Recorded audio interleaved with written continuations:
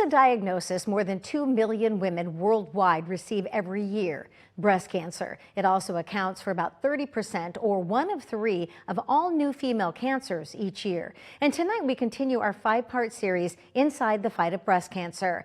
I sat down with Mayo Dr. Karthik Gardar now, and he is joining us with more on the latest advancements in treatment options. So let's talk a little bit about what you do as a medical oncologist. Is that different than an oncologist per se? Well, the medical oncologist, sometimes folks like to think of us as the chemo doctors. Okay. And so on the spectrum of oncologists, sometimes people might refer to themselves as a surgical oncologist, a radiation oncologist. And the medical oncologist, we focus on the treatments that go throughout the body. Okay, so this is kind of in the journey then of a woman or even a man who's diagnosed with breast cancer. It's when the option of chemotherapy, and that's when you come into play. Do you meet the patient before, or is there a recommendation from someone else that says this is the route I think you need to go? Yeah, that's a great question. So some patients will meet beforehand, particularly if we're thinking we want to give some treatments, and many times that's chemotherapy, but we have all sorts of other treatments that we utilize as well.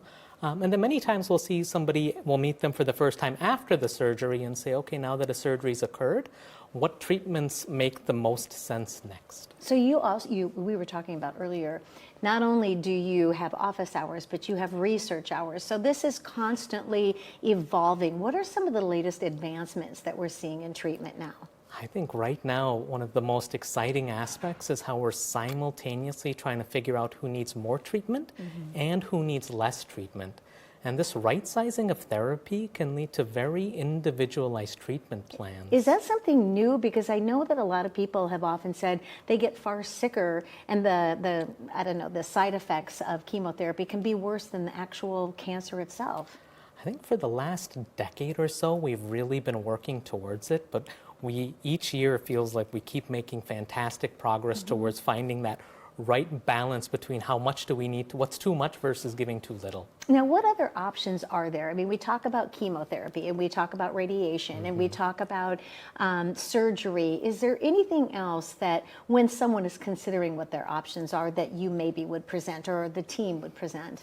So some of the latest advancements that we've seen right now is the use of immunotherapies in triple-negative breast cancer. And what's triple-negative breast cancer? So in breast cancer, we think of 3 different subtypes based on the receptors that are expressed. And so there's the estrogen receptor, the progesterone receptor, and the HER2 receptor. Okay. And this is how we're using information on each of these receptors to figure out which pathways these cancer cells are hijacking to grow when they shouldn't grow. And when none of those receptors are expressed, we'll utilize the term triple-negative breast cancer because it's negative for estrogen receptor, progesterone receptor, and HER2. So talk a little bit more about what did you call it? Immunology? Immunotherapy. Immunotherapy. Yeah. Tell us more about that. So immunotherapy is completely different from chemotherapy. So with chemotherapy, what we're giving are drugs to help kill actively dividing cells. Immunotherapy is giving treatments to try to train the immune system to recognize and attack the cancer cells. Oh, that's fascinating. And is that something that's relatively new?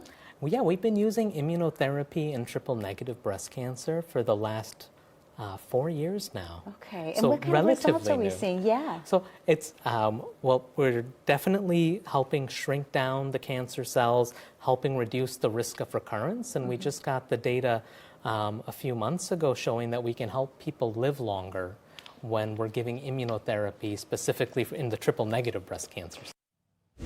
Well, be sure to stay with us. I asked Dr. Girdar if he thought that maybe we would be able to cure cancer in my lifetime or his. His answer was pretty interesting.